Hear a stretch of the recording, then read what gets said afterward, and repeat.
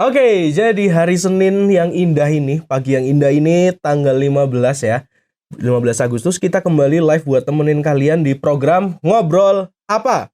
Ngobrol seru seputar apa aja. Nah, jadi di studio kita sudah ada bintang tamu. Ya, seperti biasa, Ngobrol Apa selalu kita ngobrol sama bintang tamu yang kita undang khusus nih buat ngobrol bareng di setiap Senin pagi.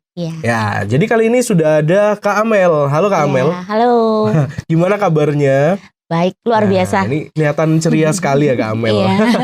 Oke, jadi sebelum kita mulai Kak Amel, aku mau greetings dulu sebentar. Jadi program ini ya, program Ngobrol Apa, kita siarkan live setiap hari Senin 2 minggu sekali. Dan tentu saja ini direkam juga program ini, program Ngobrol Apa ini.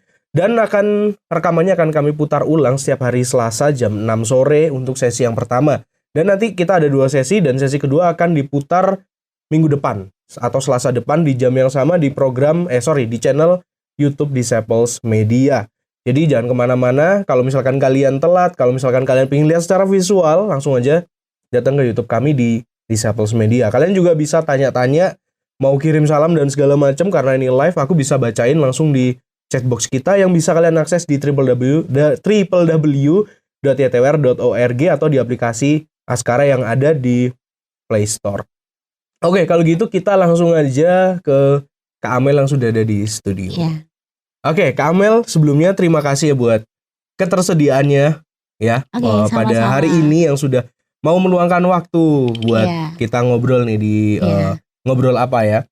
Ya, ini pertama ya Kak Amel ya kayaknya kita pertama kali ngobrol di program Ngobrol Apa, dan kayaknya juga aku pertama kali ketemu sama Kak Amel nih. Baru beberapa menit ya kita ketemu, mungkin 15 menit ya Kak ya. Oke, jadi Kak Amel, boleh nggak sih ceritain sedikit tentang mungkin latar belakangnya Kak Amel nih? Mungkin profesinya atau gimana? Oke, ya nama sudah tadi disebutin ya, nama Amelia, terus tinggalnya juga di Batu, di kota Batu, kemudian beribadah di GKT Sinai. Nah untuk memang ini kalau untuk saat ini kan kita ngobrol apanya kan tentang menulis. Betul. Jadi ini saya profesinya ya sebagai penulis lepas. Penulis lepas. Iya. Oke, kita akan kupas banyak nih soal menulis ya. Sebagai penulis lepas. Nah, ngomong-ngomong soal menulis nih, Kak. Jadi awalnya dulu itu gimana sih tertarik sama kegiatan menulis itu, hobi atau gimana?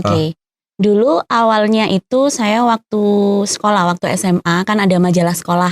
Biasanya waktu itu majalah ada ya sekolah ya. Kemudian waktu itu saya tertarik untuk menuangkan cerita pendek gitu di majalah sekolah. Dan ternyata sekali nulis langsung dimuat, jadinya senang sekali. Ya, dulu akhirnya awalnya itu menulis itu karena senang. Terus kemudian sejalannya waktu saya merasa bahwa ketika saya menulis itu, aku tuh bisa mengungkapkan, mengekspresikan, mengaktualisasi diri gitu. Jadi ya hobi ini, maksud saya menulis ini adalah hobi sekaligus sesuatu yang menyenangkan buat saya. Itu sejak SMA ya? Sejak SMA. Kalau dulu waktu SMA itu apa aja sih Kak yang pernah ditulis? Kalau dulu SMA itu awalnya ya cerpen aja, cerita pendek aja. Kemudian sejalannya waktu masuk di universitas itu baru saya tertarik dengan yang namanya puisi. Puisi ya. Kemudian baru pernah sih juga menulis seperti resensi buku kayak gitu-gitu isi, tapi saya sekarang lebih ke yang menulis puisinya. Dan berusaha untuk menggali lagi untuk menulis cerita pendek.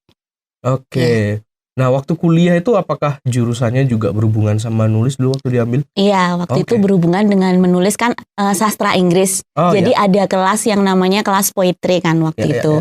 Jadi di kelas poetry itu dosen itu mengupas segala sesuatu tentang puisi dan saya tertarik gitu. Dan kemudian tahun 2016 itu saya coba menulis ke koran lokal.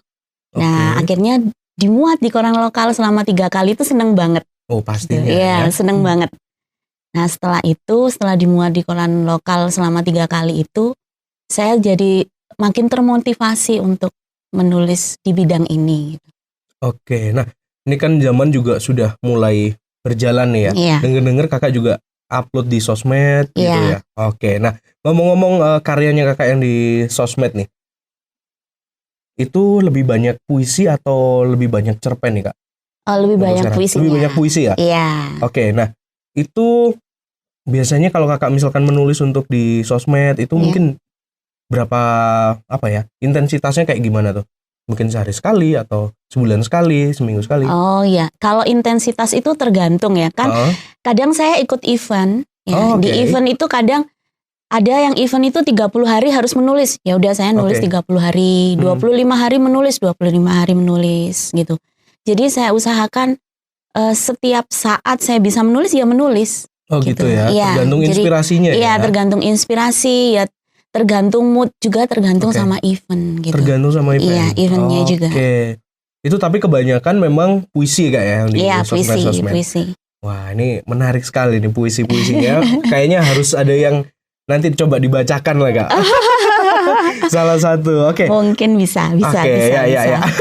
Kita lanjut dulu nih kak ke pertanyaan berikutnya. Nah, ngomong-ngomong soal nulis itu kan bisa dibilang sebuah skill yang nggak semua orang punya ya. Iya. Kadang ada orang yang bisa istilahnya mengungkapkan sesuatu itu langsung lisan. Ada yang nggak bisa lisan tapi dia bisa menulis. Ada yang mengekspresikan sesuatu lewat lukisan, gambar dan segala macam.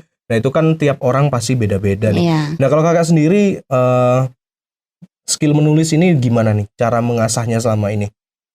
Cara mengasahnya itu saya ya terus menulis dan membaca. Jadi menurut saya menulis dan membaca itu adalah dua hal yang saling mengisi. Betul, gitu, ya. setuju.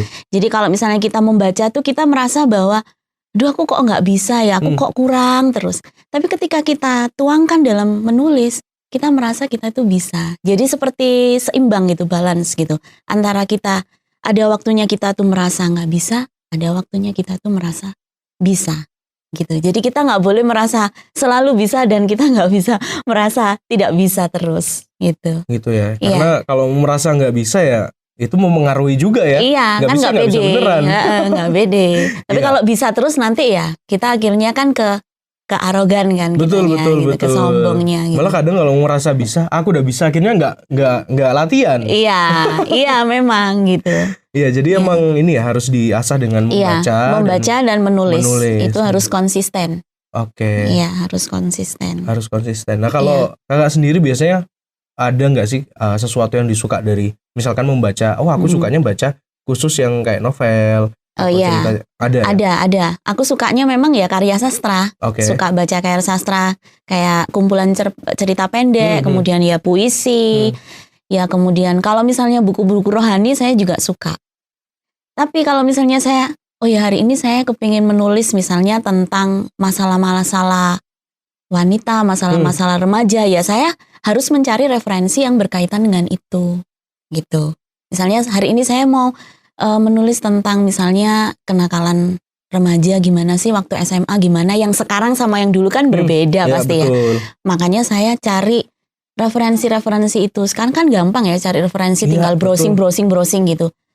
Apalagi kalau misalnya kita males buka buku gitu, ya udah kita baca di sosial media, di Google, di browsing gitu aja. Saya seperti itu biasanya. Gitu ya. Iya. Berarti bisa dibilang tiap hari ya membaca pastinya. Iya, membaca pasti. Iya. Kalau menulisnya nih biasanya ada waktu tertentu. Tadi waktu event atau di luar event mungkin nulis juga itu yang untuk diri sendiri, mungkin yang nggak dipublish itu apakah juga ada? Ada. Biasanya saya tuh kan ide dari menulis tuh nggak hanya dari membaca ya. Biasanya kita mengamati, dari kita amati. Kayak misalnya contohnya itu kemarin ada Parade 1000 Banteng misalnya. Ternyata Parade 1000 Banteng ini bisa meningkatkan perekonomian rakyat. Nah itu kan bisa dibuat ide menulis. Ya itu saya menulis. Ya tentunya kalau menulis ini setiap orang beda-beda ya. Kalau saya cari waktu yang sunyi gitu. Jadi waktu keluarga sudah istirahat, tenang, baru saya bisa menulis. Oh gitu ya. Iya. Jadi bisa-bisa tengah-tengah malam gitu. Ya tiba-tiba ada inspirasi. Iya tiba-tiba ada inspirasi tengah malam saya bangun, ya udah saya menulis. Sedang keluarga itu anak, suami tidur, saya menulis. Gitu. Iya sih, karena memang kadang kalau menulis itu kan nggak kenal waktu kayak. Iya, nggak kenal waktu. Ya, aku pun pengalaman nulis sedikit itu juga gitu kayaknya. waduh ada ide nih mumpung ya mungkin lagi di mobil, lagi di jalan, kita langsung aja buka HP langsung buka nulis. Iya, memang begitu. Ya itu kelebihan dari pekerjaan ini. Iya. Keburu apa ya? Keburu hilang kayak. Iya, idenya keburu hilang jadi cepet-cepet tulis. Iya. Kalau saya memang tipe-tipe yang ntar dulu dipendem dulu baru nanti kalau sudah penuh meluap baru ditulis. Iya sih, nungguin materinya penuh dulu ya. Penuh dulu arahnya jelas, nanti akhirnya jelas sampai puncak akhir jelas baru ditulis. Saya tipenya seperti itu. Iya sih memang kebanyakan juga seperti itu sih kan. Nggak nunggu waktu gitu kan, nggak ada jamnya kayaknya. Nggak ada.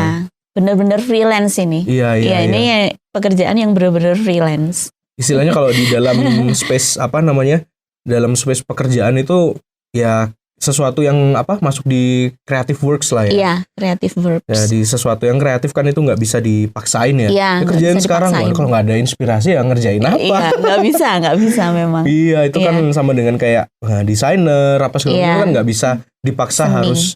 Iya, nggak bisa dipaksa harus sekarang jadi, itu nggak bisa. Kalau ada sekalinya ada ide langsung dia cepet gitu. Cepet langsung melesat. Betul, kalau nggak ada ya udah. Kalau nggak ada nunggu sampai kadang-kadang kalau saya udah nggak ada ide, mending saya makan, mandi, berdoa, istirahat. Iya, santai-santai dulu. Seperti itu ya, santai aja. Iya, betul. Nggak saya paksa. Betul, iya sih memang kebanyakan seperti itu ya. Tapi pengalaman itu saya habis berdoa, saya habis istirahat. Itu kebanyakan setelah itu saya mendapatkan sesuatu yang itu di luar pikiran yang sebelumnya gitu. Oh iya ya bisa kayak gini gitu. Langsung sekelibat gitu ya. Iya. Kayak penampakan. Waduh, kalau penampakan ngeri dong. Ya, tapi akhirnya dapat inspirasi lah ya. Dapat inspirasi. Ketika sudah ketika ngeblank terus akhirnya kita berdoa segala macam, akhirnya dapat inspirasi baru. Iya, betul itu. Iya sih, tiap orang beda-beda kayaknya. Beda-beda. Setiap orang punya karakter sendiri-sendiri. Betul. Kalau aku secara pribadi kadang waktu nulis skrip gitu, kalau di kantor agak sulit. Iya, memang kan, ya. Yang dilihat itu aja kan. Di kantor di depan lihat teman kerja, samping kiri kanan kayaknya buku-buku dan segala macam. Bosen akhirnya ya udahlah keluar aja mending. Di luar akhirnya lebih produktif ya. Iya, lebih produktif sambil liatin orang di jalan raya gitu. Suasananya beda. Betul, karena kalau kakak dulu tadi kan bilang harus tempatnya sunyi ya. Iya, kayaknya aku kebalikannya Kak. Kebalikannya, jadi tempatnya itu harus ramai malah. Oh gitu ya. Ya kan berbeda karakternya. Iya, betul. Karakternya memang berbeda. Tempat terlalu sepi aku nggak bisa. Jadi kadang duduk di kafe, pilih tempat yang di depan, yang dekatnya kasir gitu kan. Biasanya banyak orang lalu lalang. Waktu bosen itu kadang cuma ngelamun liatin kasir gitu, akhirnya lanjut akhirnya lagi. Bisa ya. Iya. Tiap orang itu berbeda-beda gitulah. Ya alangkah baiknya kalau kita tahu karakter kita langsung digali. Betul. Nanti pasti dapat idenya. Betul. Iya. Nah, ini kan bisa dibilang kakak sudah menulis cukup lama ya, dan pengalamannya juga sudah banyak nih. Nah, ini juga mungkin teman-teman nih yang dengerin kali ini mungkin ada yang suka atau tertarik dengan menulis. Nah, tapi ada juga yang mereka itu nggak berani mengekspresikan, bukan nggak berani mengekspresikan ya, belum berani mempublish atau ini buat simpen diri sendiri aja lah gitu.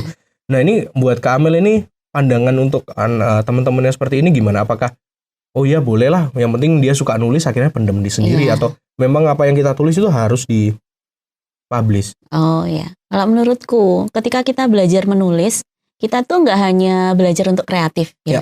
Maksudnya kreatif dalam artian aku nulis ini tak simpen. Tapi kita juga belajar untuk bertanggung jawab dan percaya diri gitu. Jadi kita harus publish. Kenapa kita harus publish? Ya supaya kita bisa berkembang. Gitu, setuju. Supaya kita bisa berkembang. Kalau misalnya kita nulis ya istilahnya kayak menulis hanya itu aja, ya sama seperti kayak penyanyi yang hanya menyanyi di kamar mandi gitu kan ya. Siapa yang akan mendengarkan, siapa yang akan beri kritik, siapa yang akan beri saran, kan nggak ada. Tapi ketika kita publish, memang sih pujian itu membuat kita tuh motivasi, wah ternyata tulisanku diterima gitu ya. Tetapi ketika ada kritik, nah di situ itu. Ya itu yang justru membangun ya. Ada kritik tuh memang yang menjatuhkan. Misalnya kayak kok tulisanmu gitu-gitu aja sih, kayak gitu ya. Tulisanmu kok bosen aku bacanya, kayak gitu. Betul. Tapi justru itu kritikan-kritikan yang seperti itu itu justru yang membuat kita itu sebenarnya bisa introspeksi diri kita. Betul. Kenapa ya tulisan saya kok dibilang bosan? Berarti saya harus cari cara trik supaya nggak bosan, strategi supaya nggak bosenin. Iya. Ya gitu. Misalnya, tulisannya kebanyakan saya. Kayaknya anak-anak muda nggak suka saya ya.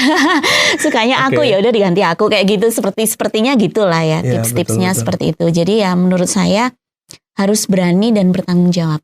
Berani dipublish ya? Iya, berani dipublish. Karena tujuannya dipublish itu juga baik sih. Iya, baik. Akhirnya akan membuat kita improve juga. Iya. Kalau dipendam sendiri ya nggak ada yang menilai ya. Iya, nggak ada yang menilai, nggak ada yang beli. Istilahnya tuh sekarang krisan ya, kritik saran. Nggak ada yang memberi kritik saran. Ya betul sih. Kecuali kalau memang itu diary ya itu lain cerita lah ya. Nah, itu lain, itu privacy ya, itu privacy. Publish nggak apa-apa. Tapi ada juga diary yang bisa di privacy akhirnya ya luar biasa kan, kayak Anne Frank itu kan. Akhirnya bisa luar biasa gitu loh. Karena itu dipublikasi. Coba kalau nggak dipublikasi mungkin ya udah. Namanya mungkin nggak ada yang kita akan kenal. mendunia gitu. Nah, kita ke chatbox nih Kak. Ada yang tanya dari Ria. Kak, karya-karyanya bisa dilihat di mana? Nah, pernah buat kelas nulis gak ya? Kan bisa berbagi ilmu juga gitu. Gimana nih Kak? Kalau karyanya saya biasanya di Instagram itu ada di @amel_mariono. Oke, @amel_mariono. Ya, di situ ini ada. Untuk Ria ya. Iya. Terus kalau untuk kelas menulis ini saya baru sekitar berapa ya? Mulai dari April sampai sekarang 2022? Itu baru mengikuti April 2022 ini baru mengikuti kelas online puisi ini sampai Agustus ini. Jadi ya memang mungkin suatu hari saya akan juga membuka kelas. Ya, kepinginnya. Tapi sekarang masih belajar dulu. Nah mungkin kalian bisa follow-nya ya, follow Instagramnya ya. Iya, follow Instagram. @amel_mariono. Nah, mungkin kalau Kak Amel nanti buka kelas bisa lah kasih info di situ. Jadi teman-teman nggak ketinggalan nih yang pengen ikut kelas. Nah, terus yang kedua ini dari Jose. By the way, Kak Amel karya puisinya itu berupa tulisan aja atau ada yang berupa versi audio atau visualnya? Untuk sekarang tulisan dulu. Karena puisi saya istilahnya kan ada musikalisasi puisi. Ya. Terus kemudian ada juga yang di video itu belum sampai ke situ. Saya masih tulisan dulu aja. Iya. Jadi buat Jose sementara ini masih tulisan. Apakah ada rencana ke situ juga? Iya, pasti karena saya nggak mungkin stuck di sini aja kan. Ya pasti akan menuju ke sana gitu. Pelan-pelan ya. Pelan-pelan pasti akan ke sana. Jadi ditunggu aja mungkin di Instagramnya nanti bakal update nih. Tiba-tiba nanti ternyata ada musikalisasi puisi. Ya itu dia. Kita tunggu-tunggu juga nih Kak. Amin. Oke, Jose dan Ria, terima kasih yang sudah bergabung lewat chatbox kita. Mungkin teman-teman yang lain yang sudah join sama kita di Ngobrol Apa bisa juga tanya-tanya sama Kak Amel nih. Langsung aja ketik di chatbox kita yang ada di www.ytwr.org. Oke Kak Amel, kita sudah menyelesaikan sesi pertama. Udah mengulas sedikit ya soal Kak Amel tadi, latar belakangnya, terus soal menulis. Kita sudah korek sedikit nih kulitnya. Kita akan bicara lebih banyak ya sama Kak Amel, lebih dalam lagi. Tapi setelah yang satu ini.